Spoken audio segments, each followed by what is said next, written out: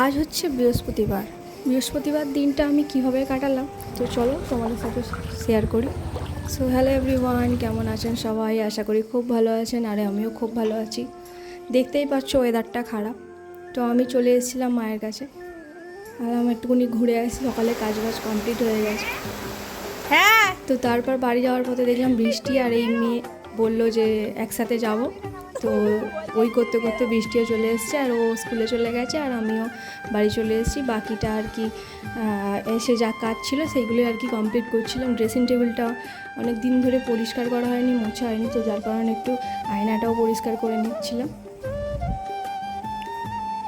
আর সারাদিন তো টুকটাক কাজ থাকেই, তার সাথে আমার সেলাইও থাকে, তো সব মিলিয়ে একটা ব্যস্ততম দিন হয়ে গেছে।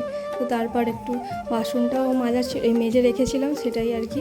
তো জামা কাপড়গুলো আর কি আমি ভিজিয়ে রেখে দিয়ে গেছিলাম, তো সেটাই কেচে নিয়েছি।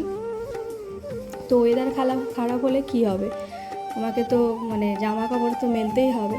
ভাবলাম যে মেলে দিই, এখন বৃষ্টি হচ্ছে না, জলটা ঝরে গেলে তারপরে নয় পাখার তলায় আর কি দিয়ে দেবো। তো সেই ভেবেই আর কি মেলে দিলাম। তো তারপরে দেখলাম যে এইখানে অনেক টমেটো গাছ হয়েছে। তো এইখানে আমার একটা অপরাজিতা গাছ আর অনেকগুলো লঙ্কা চারা, যেটা দেখতে পাচ্ছ শুকিয়ে গেছে, সেটা ছিল। এই জল এত বৃষ্টি হচ্ছে, যার কারণে আর কি গাছটা নষ্ট হয়ে গেছে। তো তারপর আমি স্নান করে চলে এসেছি। তো তারপর আমার এই যোগুদের আর কি ড্রেস পরিয়ে ভালো করে সুন্দর করে সাজিয়ে গুছিয়ে আর কি পুজোটা দিয়ে নিচ্ছিলাম, যেহেতু আজকে বৃহস্পতিবার। তো এই দেখো আমার এইদিকে পুজো দেওয়া কমপ্লিট, তো তাই তোমাদের সাথে একটু শেয়ার করে নিলাম।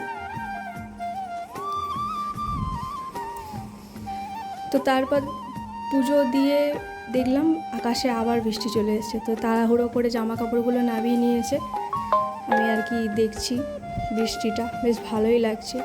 এদিকে বৃষ্টি হচ্ছে আর এদিকে জলও জমছে, তো প্রচণ্ড পরিমাণে বৃষ্টি হয়েছিল। বৃষ্টি বেশ আমার ভালোই লাগে, কিন্তু এই জল জমলেই আর কি ভালো লাগে না।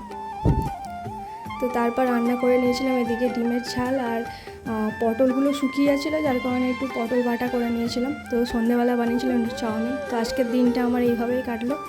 তো দেখা হবে পরে একটি ভিডিওতে, ততদিন